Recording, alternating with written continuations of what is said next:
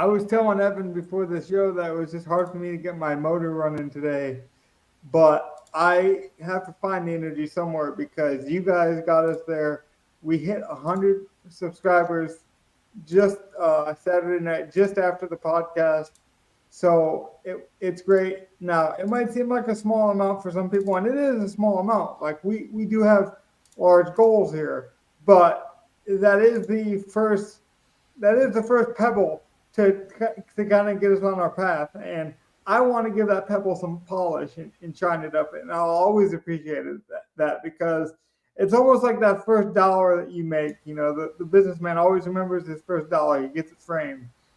I will always remember getting to 100 subscribers because it's not easy to do this podcast. It's easy to do it with friends and for the right reasons. And that's why we are able to do consistency. But like, it's not easy to make it appealing each and every week for you guys because you guys got to like it enough to come in and watch it. Otherwise, we're just four guys talking. So I appreciate it. I wanted to get that off the top. We'll hit on it again, I'm sure, on the end, just to give you guys another round of applause. How are we doing, guys? Donnie, Evan, Gov? I'm good. Doing good. As am I. Speaking of getting on a hot streak and feeling good about the podcast, our spread picks have kind of, like our group spread picks are even flaming. So like we're getting more competitive as we get closer and closer to the Super Bowl prize at the end of the spread picks incentive. But our actual group pick is actually starting to heat up as well. Don, do you have that pulled up? Are you ready? Did the Lions cover this week? That's the only one I don't have, actually. I forgot did. to put that one. They did cover. All right. So, the group spread was Lions 4.5. We had that finally, after starting 3-7, puts us at a 507-7 record. That's a great hot streak. It will only last for so long. You landed on the moon! It feels good. Well, let's be honest, though. If we're being honest, it's really hard to bet when we bet because we do it at the end of the week. It's the hardest time to bet the closer you get to Sunday. So, like, let's give us a little bit of credit here. We're not picking these at the beginning of the week where the lines are the softest either. So I just want to give us some credit there. Yeah, we've been on a great streak, though. You know, week before Thanksgiving is when it kicked off, and then we knew we fucked up. Yeah, we knew at the start. We've been fucking up all year, not being able to find a good one. Well, we got the Chargers twice and the Niners a lot. We're on the losing streak, so that really screwed us up early. Yeah, but hey, we turned it around. Logan, well, honestly, the positioning has not moved at all. Everyone this week went 1-1. So between the Rams, Chiefs for Logan, the Niners, Jags for Gov, the Chargers, who covered that 5.5 spread against the Patriots, that's for sure, and the Broncos, and the Steelers and the Falcons, all 1-1 for us. That puts Gov still securely in first at 12-12-2. I am 11-14-1 in third.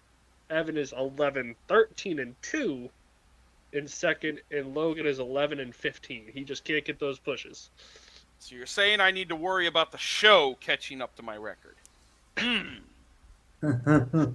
that might be a fun thing. Like if we have 100 subscribers, we might be able to put out a poll or something. Like leave a choice in the comments. We'll see if our team pick wins. We'll see if the subscribers pick our captain for the Super Bowl. You're right. We do got to give them some views. True. If at week 18 we'll do that, we'll have them leave their pick in the comments, and we'll look through them. That's a beautiful idea. Yeah. If our group pick ends up being the best record at the end.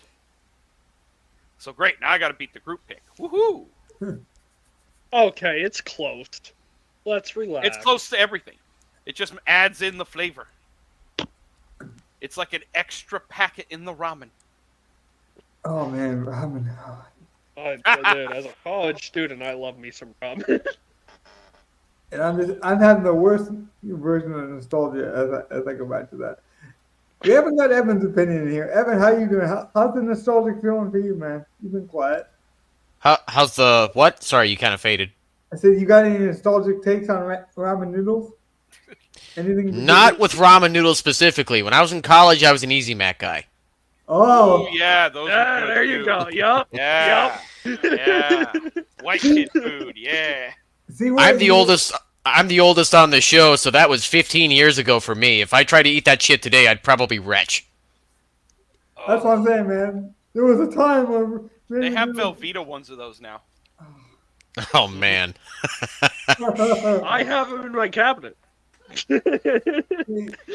You're still young, Donnie. You can handle it. When you I'm get pretty older, sure it's not so I had- easy.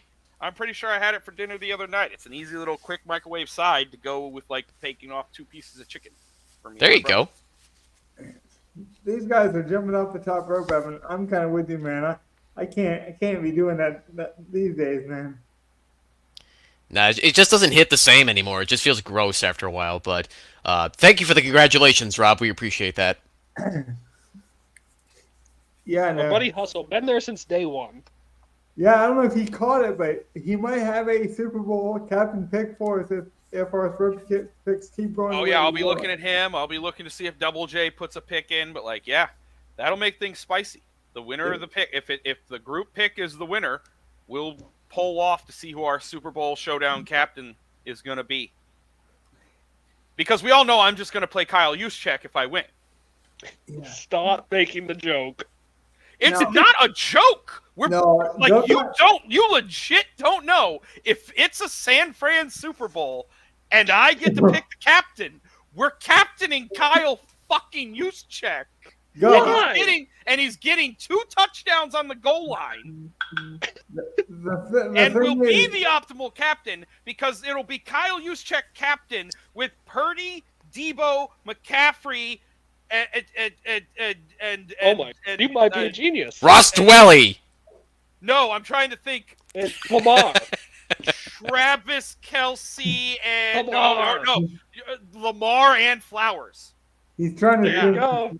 Like it would probably allow you to fit something like that. It might allow you to fit like a Mahomes and a Rashee Rice. Like Look, it might allow you to fit something like that with a use check because you know he's going to be $200 fucking, yeah, look. and he's on the field every fucking snap for that team.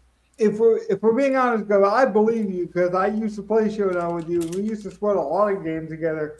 We were the type of guys that would play like Mercedes Lewis, you know. And, Yeah, and because that Aaron was Rodgers always always good play. in a showdown always- game. Aaron Rodgers always pulled the Mercedes out of the goddamn garage when he didn't need to. right. So, talk about all the young kids and the younger generation not knowing some references. Go back and watch Mercedes Lewis when he used to actually be good.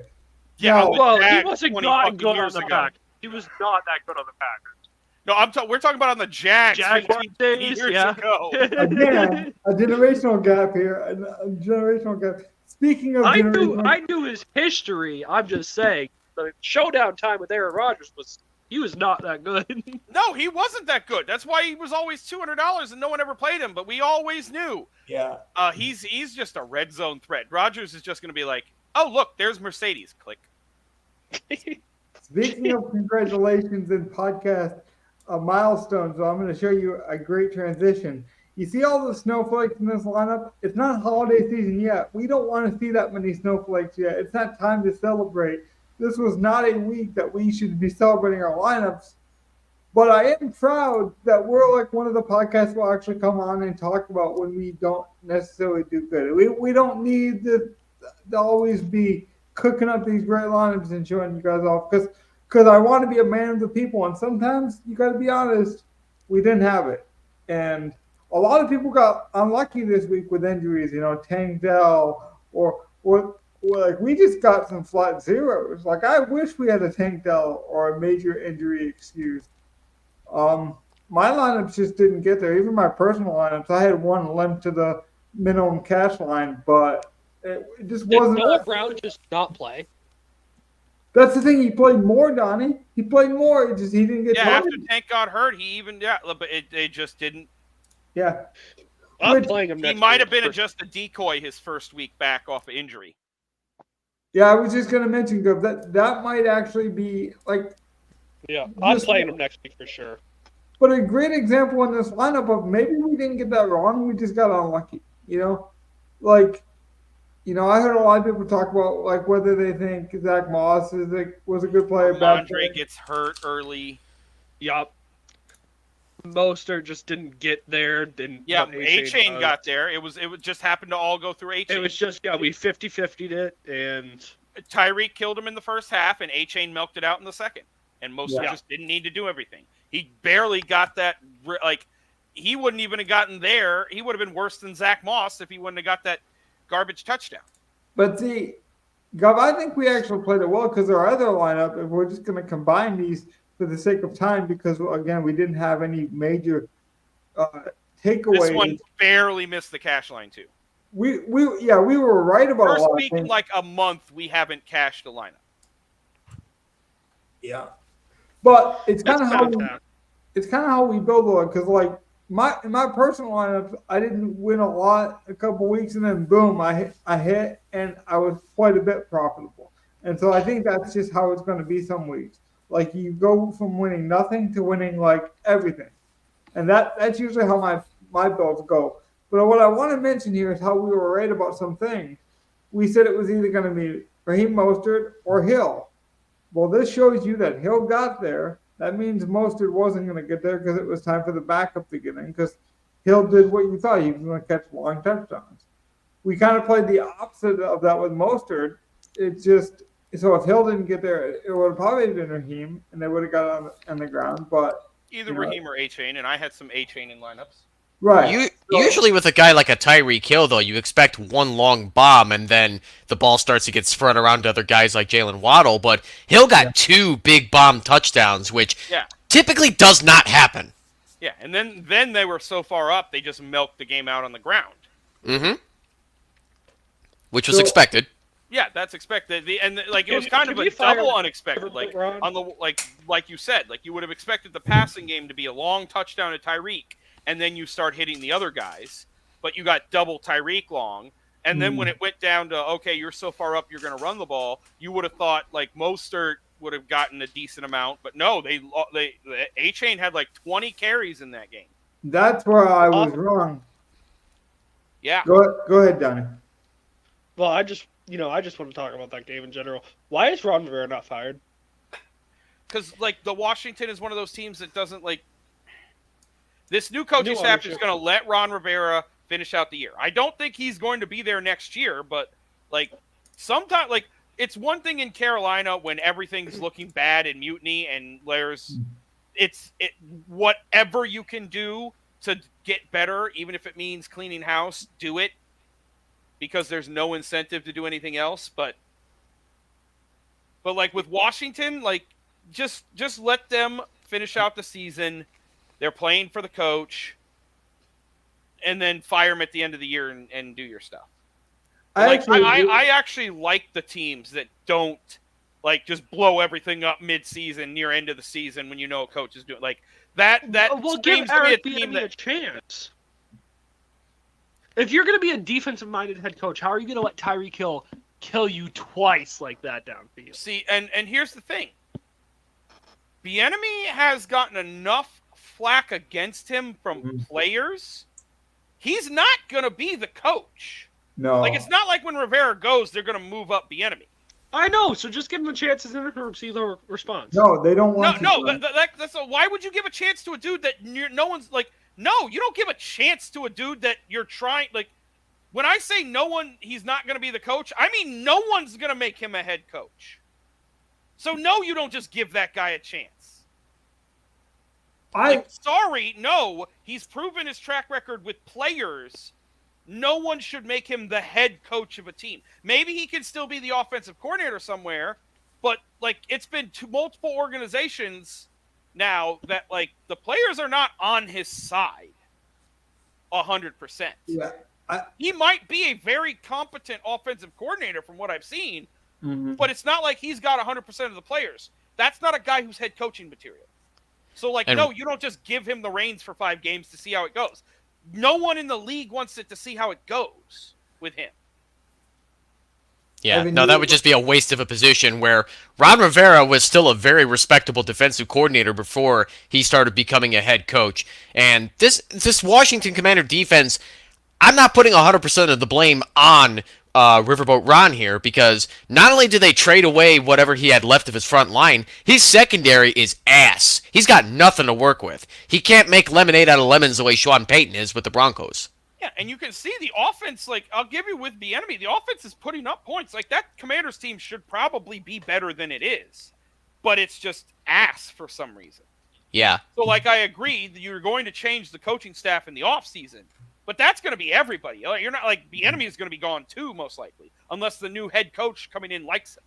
See, I'm kind of with Donnie here, but I know what you're talking about, because I've heard those things. I could see the only team I would think would want to put Bieniemy as the head coach might be like the Giants, because they're going to do crazy shit. It's actually reportedly the team that has the highest interest in him right now, and I saw this 5 minutes before we went on the podcast. It's actually the Chicago Bears. That'd be hilarious. Yeah, but the Bears have a lot of interest in a lot of coaches. Like, they're getting Harbaugh in, probably. They might bring in Bieniemy. That's no. The Lions That's OC, the smoke screen. I saw. It's the smoke screen. They think it's Bieniemy, but it's gonna be Ron Rivera from that organization. Yeah, but that's classic Chicago Bears interviewing, though. They'll interview everybody and give everybody a fair chance. They did the same thing before hiring Matt Eberflus. They got Brian Flores in first when the Dolphins let him go. I don't know why they didn't hire Flores. He would have been so much better, but that's beyond me. Yep. You know what really kills me, though? They need to stop hiring guys named Matt for coaching positions. Oh, trust me, we agree. Trust me, we agree. And at least Ryan Poles is proving to be a better GM than Ryan Pace. Why do you keep doing that with the names? Jeez. You'd have to talk to George McCaskey on that one. He's the one doing it. He doesn't want to memorize the new name, so he just hires the same one. For accounting purposes, yes. Well, speaking of coming full circle and being cheap, let's get back to these lineup constructions. But I did have a point to make that was really bothering me, and I know Evan's not so much in the weeds and Donnie's not as much. There's this big kind of talking point this week, and it centers around whether Zach Moss was a good player or not. And I've been preaching this on my podcast as long as me and Gov first started doing some evergreen content about a year and a half ago. You guys can actually go back and watch those. Those are what you, I guess, call archive videos now, given how long ago they were. And we didn't have the viewership or the kind of the base that we have now. So a lot of people didn't see those videos. But they are very good structured videos that we built. And that I told you, and I always say, that I view things in terms of how you correlate it and what the cumulative ownership of a play is. So like Josh Allen and Diggs, what's the price of that? Versus like DJ Moore and Justin Fields, what's the price of that? Don't just look at one player's price and say he was good or bad. For example, Zach Moss allowed you to get up to Tyreek Hill this week. He allowed you to get up to CMC, which might have been a good play or a bad play, depending on how you built. For example, playing Christian McCaffrey was a safe floor. We all know that. There wasn't that many ways to get to him, so Zach Moss was a good play. Maybe you decided to play Derrick Henry and get off the chalk of Moss, and therefore you couldn't afford Christian McCaffrey, right, guys? So then you were like, well, I still want a piece of that game, so guess who you could have went with that would have smashed this week? Deebo Samuel. So I just gave you two examples of how it would have worked. And what I really want you guys to do is focus on what you do with the money. It's not so much, is this guy a good play? Was he worth the money? Was he worth X salary? Was he worth this?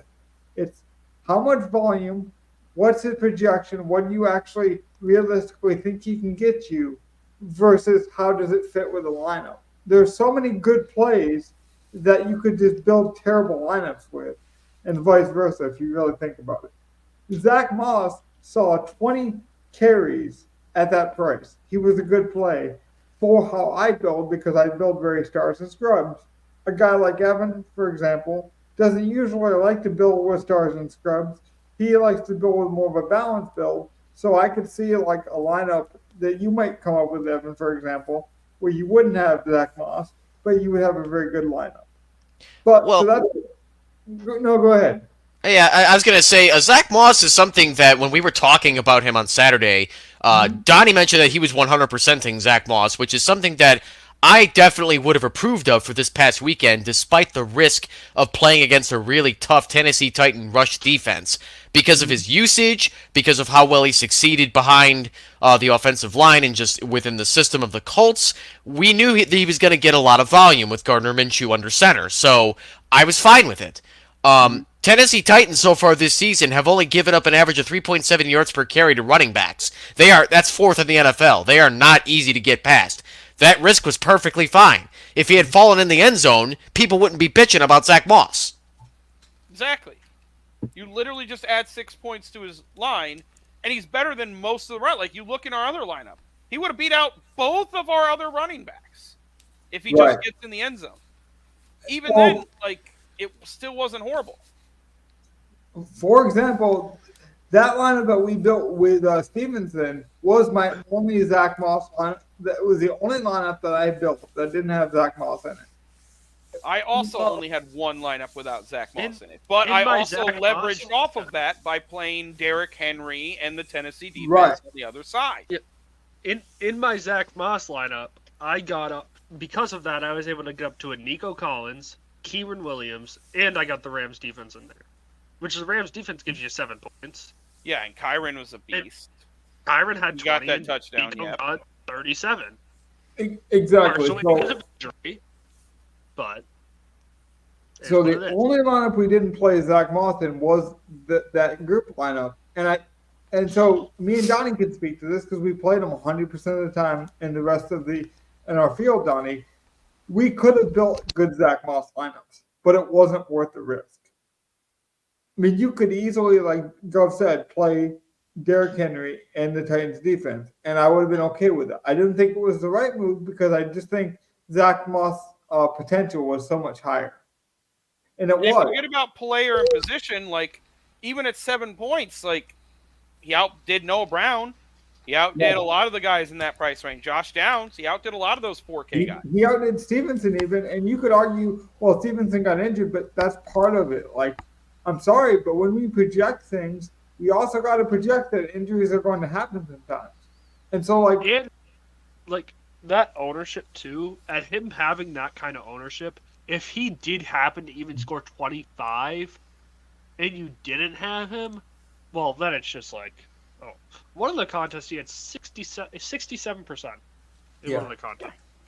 And, like, to put that in, like, it's 67. Okay, like, the dime package we put him in, that's 119,000 lineups. He's 56% owned. That's like 65 to 70,000 lineups almost that had him. But think about how many. If he had a score like that, you're right. Like, you are not getting into the top 20% without him.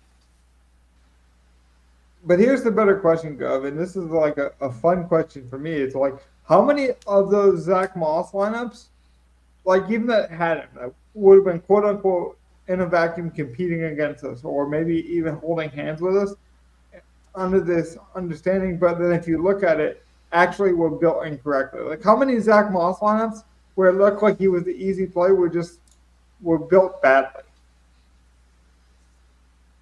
For example, like, to be honest, this one probably needed another low-owned play because we played both of the two chalky guys in Moss and Hill. And then the Purdy stacks came in a little higher owned than more.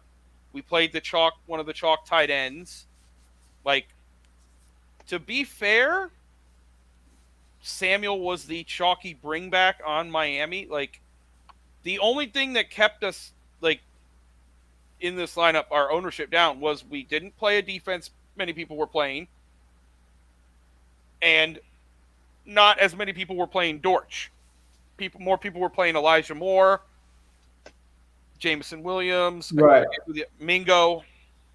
But Greg Dortch, there were a lot of 3K wide receivers in that range. But Greg Dortch was on the field, so like in a way, it was a good play because like if Noah Brown hits this week the way that you would have thought he would have had, Tank Dell, everything happened with Tank, and then you think maybe Noah Brown gets more usage, then Greg George would have been worse. But we even got lucky in that regard. That didn't happen, and that lineup, and Greg George still didn't get there. So there was a lot of things that I think I would build the same way in hindsight. It just we didn't get the right side of the variance on that one. Yeah. But And one of our big misses, like our only where I can definitively say, oh wow, we completely missed this, and I don't even think we mentioned the player, Sam Laporta. That was the only one.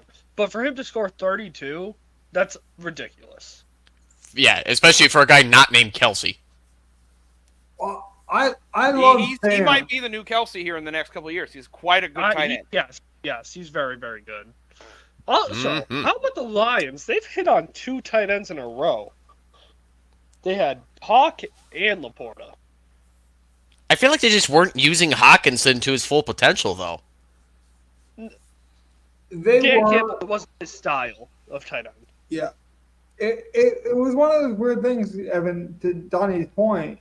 They were using him, but even Dan Campbell said, like, he would be better used in a different offense. Because what I want him to do, he doesn't want to do, even though he can do it. It was a very weird thing.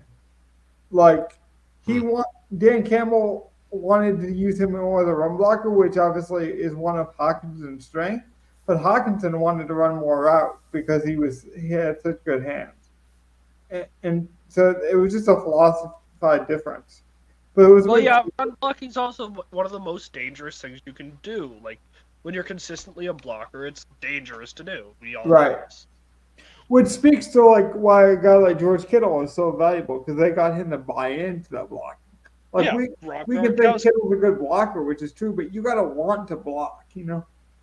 It's not just can you do it, but actually can you make it appealing on a weekly basis.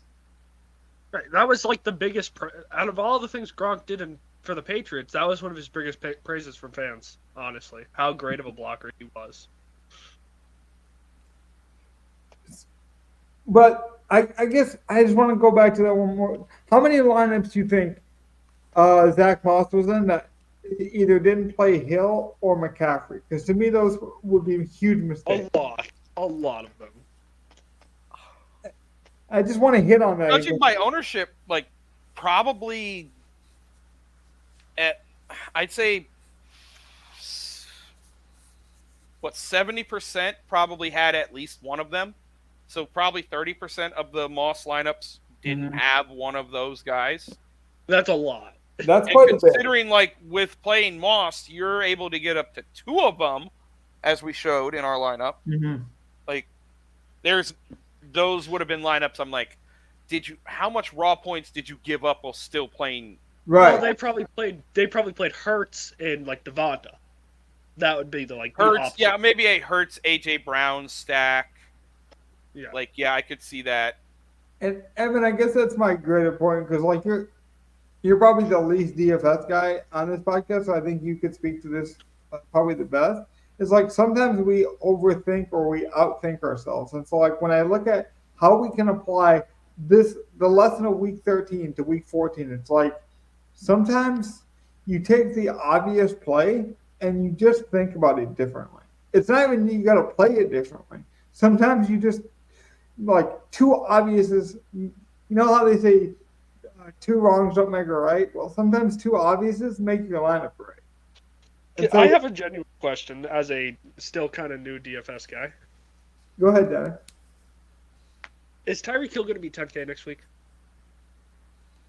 No, probably not. No, I don't think. I haven't looked at. I mean, 96 nuking maybe. He's on Monday night, so like it depends on what he does on the showdown.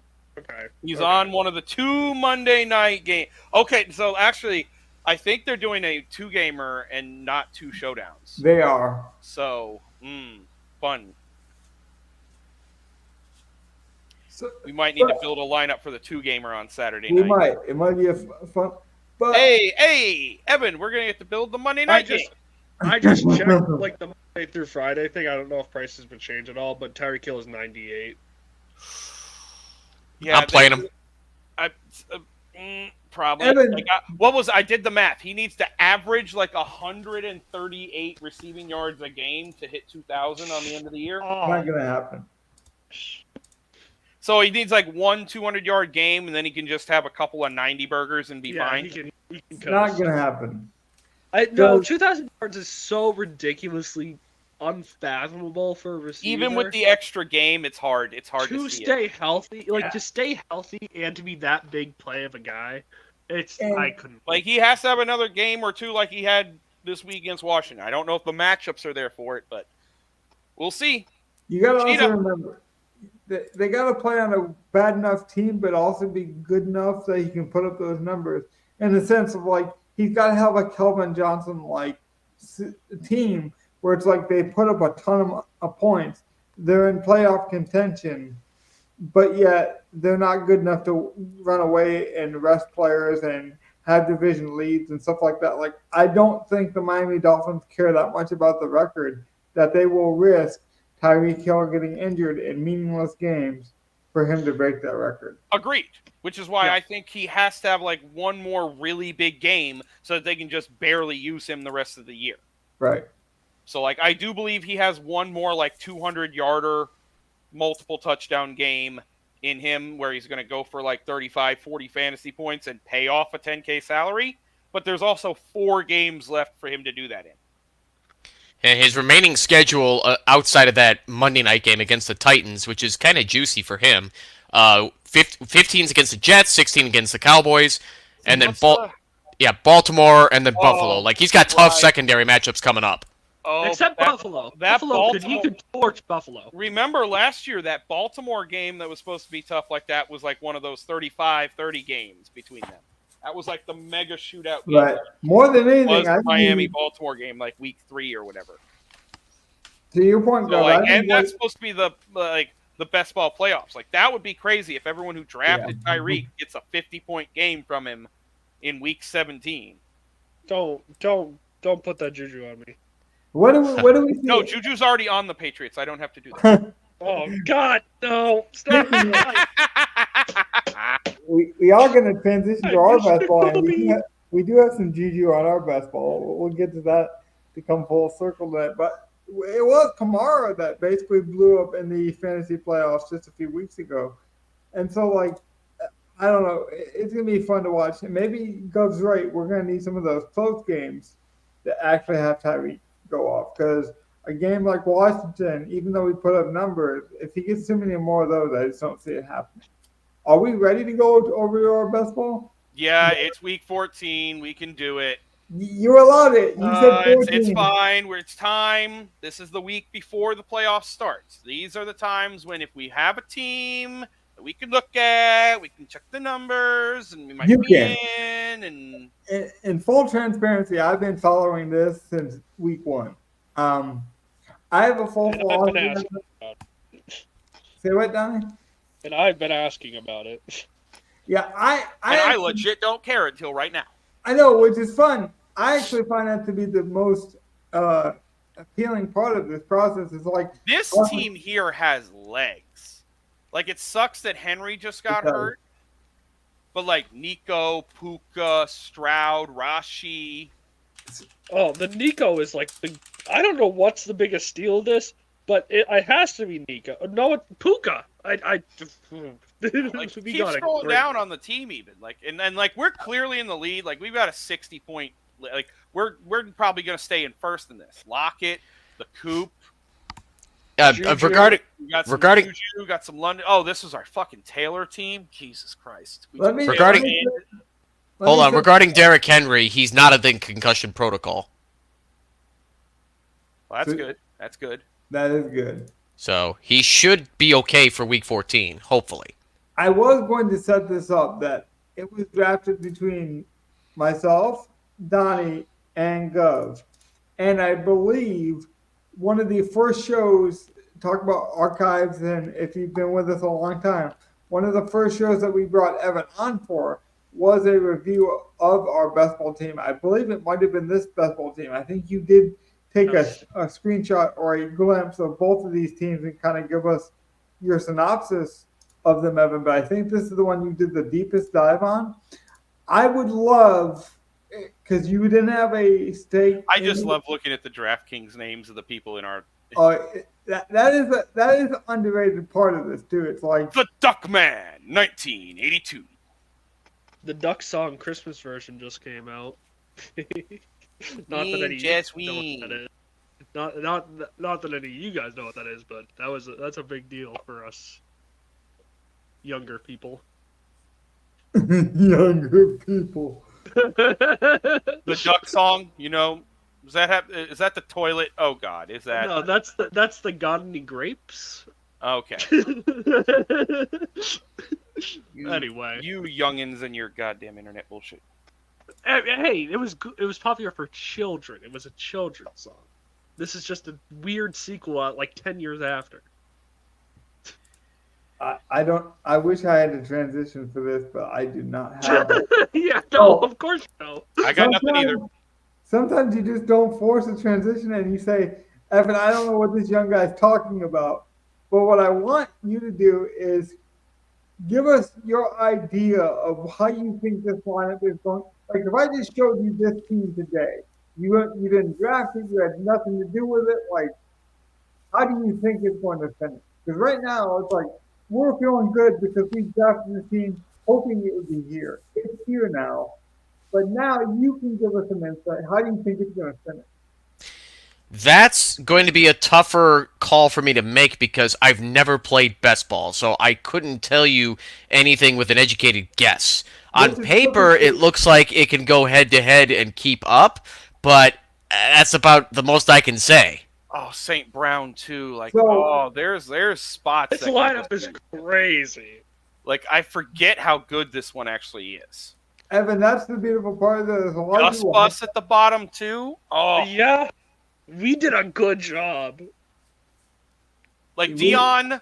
Okay, he was insurance because we also have Taylor. Ertz. Yeah. That probably. I really wish that were rather McBride now, but like, okay. He So- wasn't available. Gov, because you made me wait till week 14, can we do a deep dive very quickly in a kind of orderly fashion of these teams? Just quickly on each player, kind of give me your confidence and like what do you expect from them?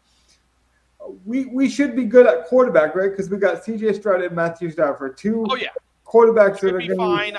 I haven't looked at the full matchup all 3 weeks, but like they should Right. be good.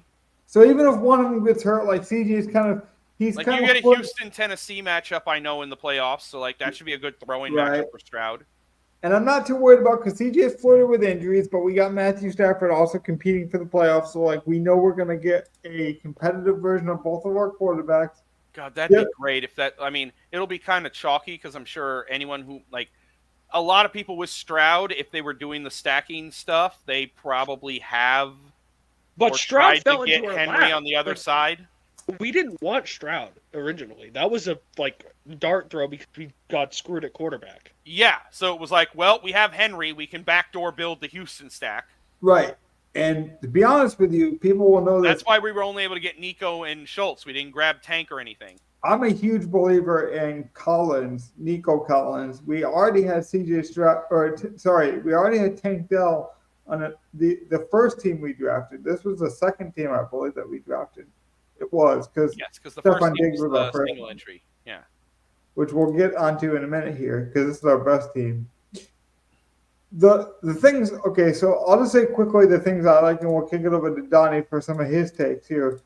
I love that we got AJ Dillon in this lineup and that Jones is hurt because Dillon the last 3 weeks has looked very spry, but I don't think his We advancement rate. got very lucky with that. Well, Very, Like, very. it was sort of the thought. Like, we knew Aaron Jones was probably not playing a whole season, so, like, Dillon's a good late-year running back to go with Henry, who, like, good, strong running back. And that Like, what else did we have? I'm pretty sure this is, like, Hero, where it's like we have Henry, and then we have, like, a lot of Dillon, we have Chase Brown, we have Gus Bus. it's We exactly lucked what into a later round Jonathan Taylor, but like if Jonathan Taylor probably would have just ended up being like Miles Sanders or another mid-round running back like that, maybe an Alexander Madison, Cam Akers, something like that, had we not gone with the Taylor pick. It's exactly actually what we did because we went with Henry, I believe, in the third round, and then we didn't draft a running back for a long time. Now, you could say we got lucky with Gus Edwards, but we believed in that investment. As you guys will see in our second team, we also have Gus Edwards. So, like, yeah, we took some shots, some dart throws, you might call them, on some players, but we liked our darts because we kept throwing the same type of darts throughout both of these lineups. Again, this team. So what we did was we drafted one team at the beginning of the year at the beginning of best ball and one at the very end, just to show you the comparison. This was our latest draft. So we drafted this a week before the season started, I believe. Yep. The next team we're about to show you, we drafted like the first week of best ball drafting, but you can see the correlation. They're kind of the same builds. The thing I like most about this lineup, and we'll get over to Donnie next, is Henry and Dillon are the same type of players, at least what I thought we were getting. Big bruising backs that would be ready for December and would potentially be outside running backs, and very like December level weather football. That's kind of what I was hoping for. Gus fits that build too.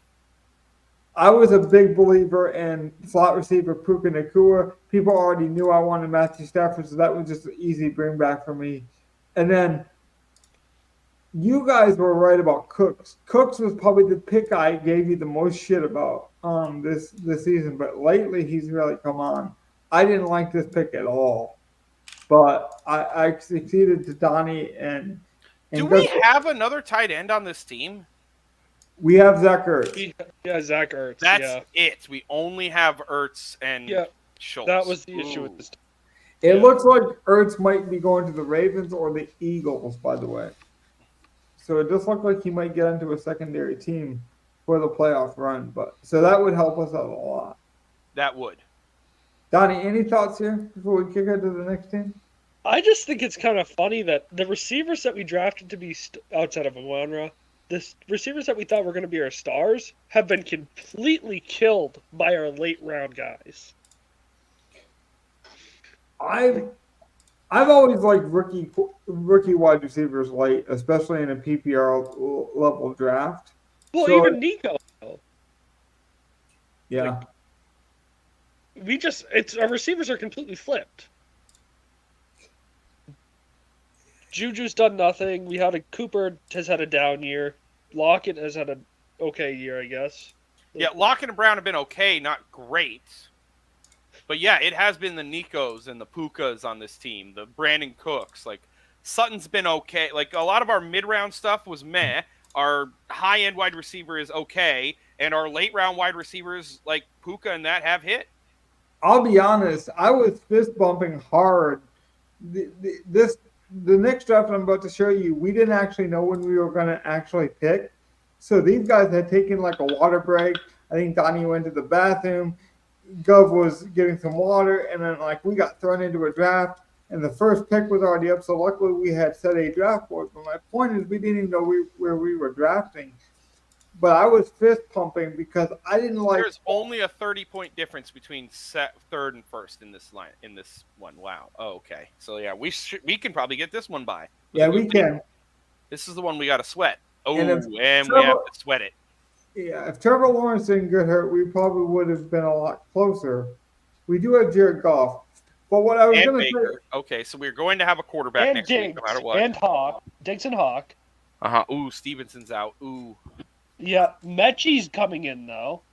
And he's going to have an expanded role, we think. Should be without... let's see the whole team real quick. Okay, another Amon-Ra, another Juju. We really love those motherfuckers. I'm telling you, we built a lot of things. Gus Bus at the end, okay. Tim Patrick, obviously. Oh, Tim Patrick. Yeah, this was definitely an early team. It was. Yeah. It was the first week available. Peoples-Jones, now a Detroit guy. Wow, Peoples-Jones ended up becoming a part of our Detroit stack. Yeah, he became part of our stack, and we didn't even anticipate it. But Baker, okay. Here's the thing. You guys didn't anticipate it. I knew it was going to happen from that moment. Okay, You yeah. knew in July that Donovan Peoples-Jones was going to be on the Detroit Lions. Yeah. Uh-huh. Yeah. Yeah. I believe that about as much I as just I wanna believe in Bigfoot. I want to make one good impression of full point. I Talk believe about in Bigfoot. footprint. It's that I was fist pumping really hard when we got late picks because, and I want to be transparent about this, so I'll use a good example and a bad one. I didn't feel comfortable taking a lot of the early picks. I did. The only early pick that I liked was Christian McCaffrey. I didn't want to decide between Justin Jefferson, Cooper Kupp, who was it, Cooper Kupp, Chase, or Justin Jefferson. Like I didn't want to make that choice. Or Tyreek Hill, that was the other one. And honestly, they all outside of Tyreek, they've all kind of failed. Well, Consider- that's the thing, Donnie. If we would have been high, I don't think I would have went with Tyreek Hill because I was really against him. Me You guys too. were- and so, We'd probably go Justin Jefferson. If we got one, we'd probably get Justin Jefferson. yeah, we would, and this team would not have looked anywhere close to what it looks like now. So we got lucky in that regard. I want to make that clear. There is luck involved in this kind of structure, but if you look at it, I think we also built very well because we didn't get a Justin Jefferson early. We still bet on that offense. We bet on T.J. Hawkins, you know. So like you can watch these. By the way, that's the beautiful thing. Is we streamed all these basketball teams, so you guys can go back and give us a like and a subscribe. It would go a long way, and you can actually listen to why we pick these picks. But I do like this team, and I think we will get both teams through. And I don't want to be like come off as disrespectful because I'm not calling it a bad season by any means. But Kelsey, compared to what he's been doing, this is kind of a down year touchdown wise and everything. The Kansas City offense has not been scoring, and I think in one of our drafts he got taken at 4. Mm-hmm. Oh, yeah. So I think the early draft he was 4th or 5th, and then they didn't even get Mahomes to go with it, which might have been a blessing. You know what really scares me about that first team I showed you, the one that's in first place, is not only do we have a lack of tight ends, like we need Dalton Schultz to come back and stay healthy in that another one. But we have very few quarterbacks. We only drafted 2 quarterbacks in that league. Luckily, that's our CJ and Matthew, and right now they're healthy. But thankfully in this one, because we lost Trevor Lawrence, we actually drafted 2 quarterbacks that I remember you were really high on Baker, Donnie. And so we were able to get a Baker stack, and we did it with Chris Godwin at the end, too. I don't And think I Rashad, was. and Rashad White. I don't think I was high on Baker. I was could the be one that wrong. said like Tampa was going to have like a better offense. Like What was all it? you're doing is taking out Brady and putting in Baker. All I the know we agreed weapons to- that are of a good offense are still there. I know I was highest on White, and I didn't like Baker, but I like White, and I'm like, you know what? If you guys like Baker, and you give me White, we're good. So like, it's funny how we reverse kind of backdoored our way into it, but we really do need Jared Goff and Baker in this lineup here. At least for this last week, we need them to be solid in their games. Evan, any thoughts Detroit on versus this? Chicago, Tampa Bay versus Atlanta. So like, it's possible. See now, before we get into that too much, the one thing I don't like about Stafford, I don't know what Stroud's schedule looks like, but Stafford has to play the Ravens. He has a Commanders defense, which he might go up against in 2 weeks, and then the Saints for the final week of the season, or for the 21st. But I actually like Stafford when they're behind or when the game is close. So I actually think that favors him fantasy wise. Because I do think When did the best ball stuff end? What week? This is the last week before we hit the playoffs. So you Yeah, but have when to does be the top playoffs? 2, and then it's all 3 weeks. it's all 3 It's weeks. 15, 16, 17. So Week no, wait. 18 does not count. Okay, so yeah, we got Ravens for Stafford, Commanders, Saints, which is a tough one, and then Giants in the last week for Stafford. Commanders will give up the most passing yards of any team. Right? And the Giants might give up a lot of passing yards too. But I don't know what Stroud's is, because if Stroud has easy games that next Stroud will have Houston twice, Tennessee twice, and who was it in the middle? they got the I don't know who Browns they have and the this Jets. I was about to say, I Jets don't know who this they week. have. They have the Jets this week. Then it's like Tennessee, Cleveland, Tennessee. Yeah, Tennessee, Cleveland, Tennessee. Yep. Yeah. So, listen, it's a very positive. Like those weeks kind of rotate. Stroud's tough games or Stafford's easy games. Vice versa. Yeah, so that lineup could actually have like I like both of these lineups. They have decent shots. There are guys like Kelly and that aren't going to do much, but like Juju probably not going to do much. A lot like, of people have zeros right now from players that they expected a lot more. This was also a weird one. We have bye weeks all the way into like week 14 and that bullshit. So like Diggs, like this lineup probably wouldn't have come out a second if Diggs is in play and gets you 15 to 20 like you know he could. You guys can go back and listen to it. I was high on Tank Dell, but I said to myself, if Tank Dell doesn't hit, I think John Mechie could go off. And funny enough, Mechie really hasn't done anything all season, but he's been on the field. And if there's ever a time for Mechie to show up, it would be because of Tank Dell being forced off the field with the injury. So it's like It's going to be Noah Brown probably, but I agree. Mechie has a chance. But he's been on the field. Like if you look at his targets, it's not like he's been on the bench and now he's coming in. Like he's been getting very, very few snaps with everyone healthy. Like right. The only reason he comes in is because guys are not healthy. So like, yes, he's going to be on the field, but like, no, he's not just going to take over a 10 target share. He hasn't done that all year. I guess what's just weird about that, Gov, is you would think I would be wrong because I'm like, if Tank Dell doesn't hit, it's Mechie, and then Tank Dell hits tremendously. And I wasn't on you with that. Like I saw it, but like there was also as much of a chance that like Tank Dell cannot hit, Houston cannot hit at all. Right. Before the year. Like it's not like we knew C.J. Stroud and Houston was going to hit, so one of these receivers is going off. All of them could have been. Logan believed. Logan did believe in Mechie. He was high on Mechie a lot. But that's the thing is like sometimes we get lucky, and then other times you can go back and listen to like where we actually predicted some of this stuff to happen. Like you guys hated the Burks play. That's probably not going to pan out. But I mean, that he's a playoff team though, where they're still going to be trying to put up points, and so like maybe we got lucky with Peoples-Jones being a Detroit stack. Now we obviously didn't know that was going to happen. Evan, do you have any thoughts on this lineup? Because I do have an interesting question I do not think you'll be prepared for, and I think you'll be shocked at the results if you do not know it. But any initial thoughts? No, you can go ahead and ask that question. I got nothing to offer because, like I said, I've never played best ball, so I don't know what the fuck I'm talking about. Okay, you ready? Go for it. Do you know who our third pick was in this draft? I have no clue.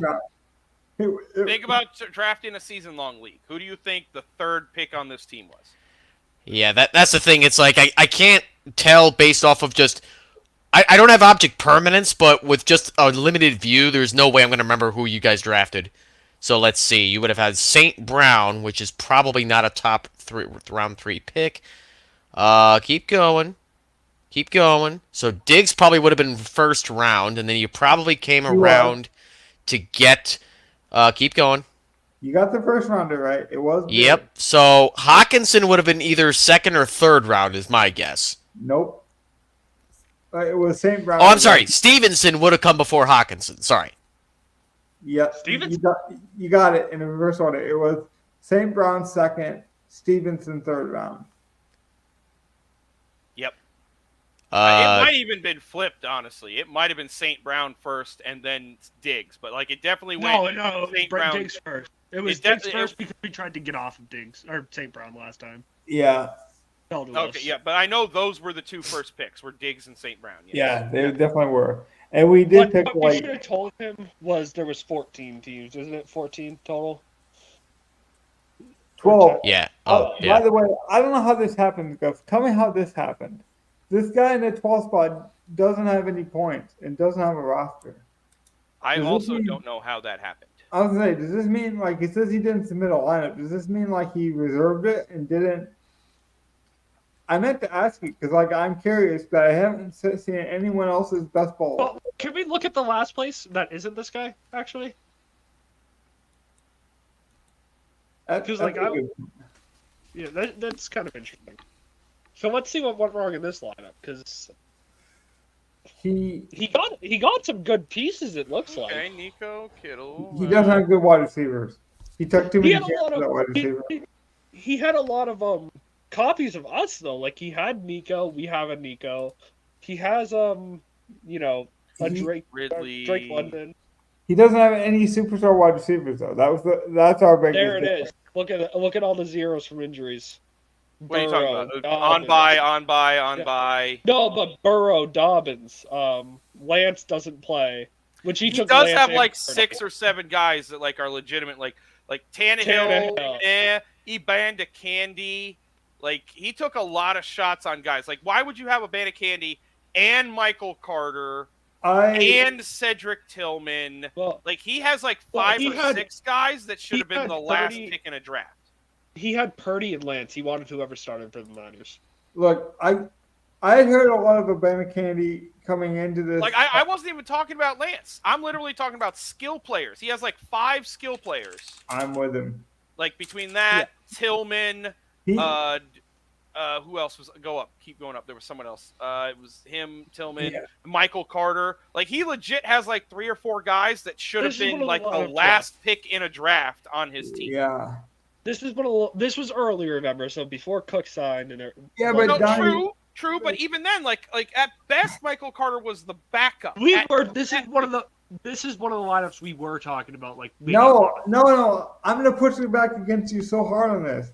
Me and Gov and you would have never drafted this team because we were always targeting a PPR monster. That's why we got to dig. That's why we got to St. Brown. This guy has nobody anywhere close to that level of talent. No, see, I'm trying to think. Eckler was we saw this lineup and we were like, "What is this guy doing?" When we reviewed the draft. Oh, okay. I was gonna say because I was always targeting a PPR monster, and this guy has no PPR guys. Well, I mean, Alec Pierce, but who's that? Alec Pierce. That's not I was about to say the third wide receiver on Indy was never a PPR monster. In Logan's mind, that he had Alec Pierce very high. I did, but Pierce is not a PPR. I'm talking about a guy that, like, I would have never draft. I would always have a guy that's going to get 6 to 7 targets weekly. The only guy you could maybe make that argument with would be Ridley. Would be the only guy. Yeah. No one else failed too, though. Like Eckler failed majorly this year, which we kind of talked about. I think we said that we didn't like Eckler this year. Yeah. Which is why we got Kelly. So let's look at this because this guy's team has been killing it recently. I know this guy has really surged. I've been watching this pretty much on a weekly basis. This guy is probably our biggest competition. No, he has Geno, but he doesn't have Metcalf, or else he definitely would have been in this week. Yeah, and this is why Henry Kamara, Rashid Keenan, Look at how close this is, though. I mean, this guy has some power running backs, but again, I don't see Hurt. much on the wide receiver side. Yeah, he took a bet on Tony, failed. Lazard failed. Knox hurt. But this guy came out of nowhere, Gov. He was. That was because of what's his name coming back, Kamara. Well, it was Kamara, but remember, Geno got off to a slow start. Or he had like a stretch where I was like, is he any good anymore? He got injured. But then recently, he's just been killing it again. So. I'm still not a Geno guy. I'm not either, but I mean, then he thrived with the Keenan. That's what I'm talking about with volume. Like, look at this volume. He's got Pittman and Keenan. Like, they're going to get 11 to 10 targets a game. Right. This guy's probably our biggest threat, but I think this guy can easily take first place. I'm more scared of this guy. Only a 7-point difference. Yeah, who's the first place guy? What's his lineup looking like? His lineup is good, but who's his quarterback? Kenny Pickett's hurt now. Who's his other quarterback? That's the thing is he has Lamar Jackson. I was gonna say because if he's out of quarterbacks, we are cooking. I was setting this up. He doesn't have Lamar Jackson paired with anybody though. What I've seen. That's not awful. I mean, naked Lamar is not unheard of. It's not unheard of, but it's not good for. Like if you didn't get Andrews with him, I could see maybe not taking a shot on Flowers or OBJ or something. He had McBride and Ertz. Well, he wanted the Arizona tight ends. Yeah. He did, and he now got the Arizona tight end and somebody going to a contender. He probably wanted this to be Kyler Murray. That's kind of probably what he was hoping for and had to settle for Pickett. But that's what I'm saying is with this lineup not having a Yeah, 'cause he also has a naked Pickett. he had Allen Robinson. Yeah. He also has a naked Pickett. I like your point. No, he had Kareem Hunt, who took zeros most of the year. I'm with you guys though. If he had another quarterback like a Kenny Pickett was healthy, and See, he this had is definitely an early lineup. I can tell just because of how people were trapped in weird teams. But to get Samuel, Lamb, A.J. Brown, and Brandon Cooks, I mean, oof. Yeah, but this is why I'm not worried about this, Donnie, because I'd be more worried if Kenny was healthy. But without Kenny, he needs Lamar Jackson to do well every week.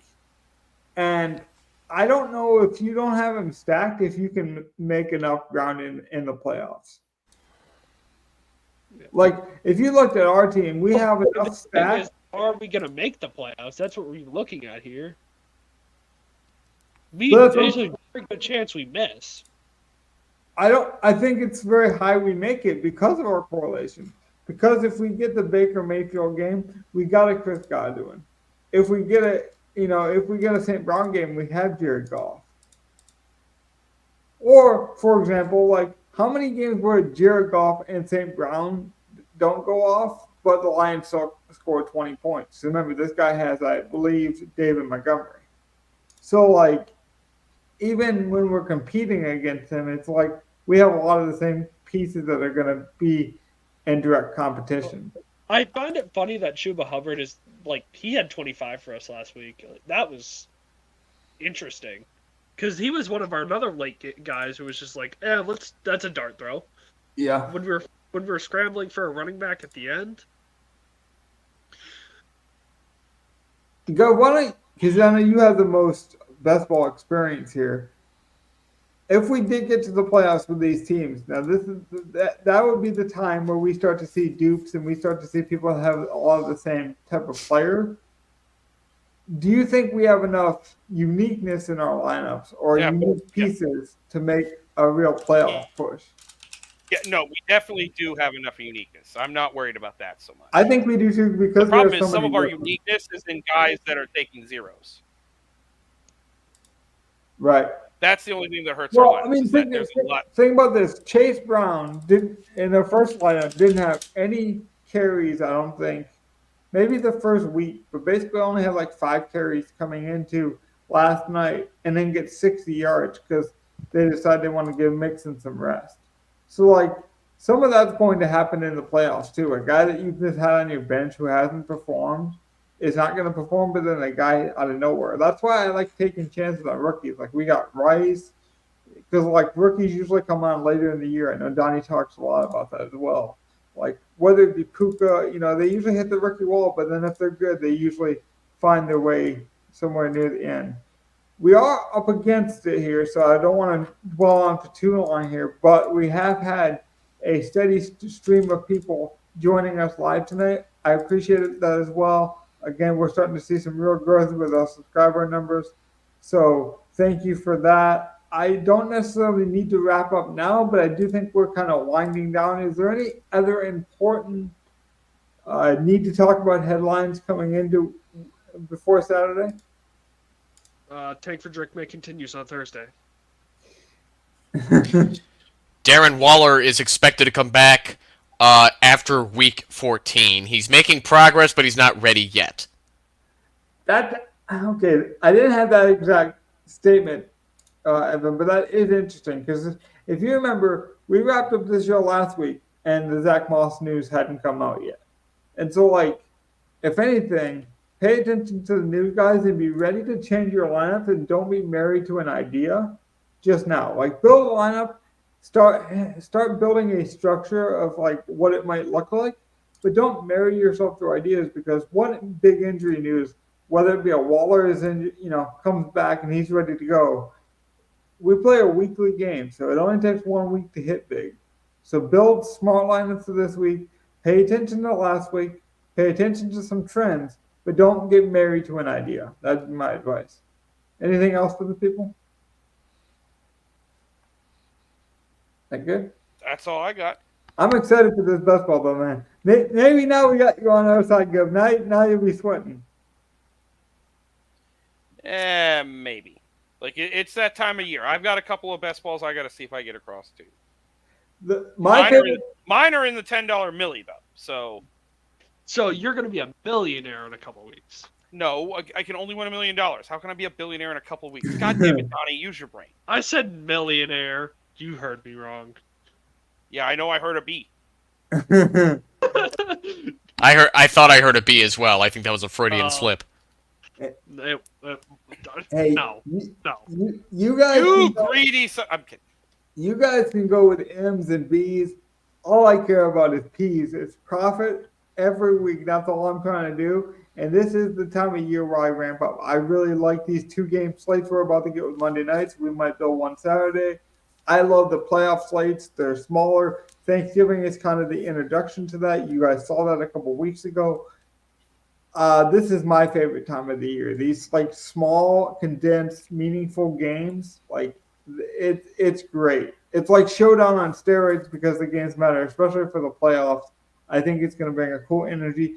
And no, we are a football show. So if we do get some merger news, if we do get some spring football news, it could be big. There could be some XFL, USFL merger, which could lead to bigger DraftKings contests. So just when you think football's over, we might have a few more months for you guys as well. So we're not quite winding down like some of these other podcasts are. But for tonight, we will wind down.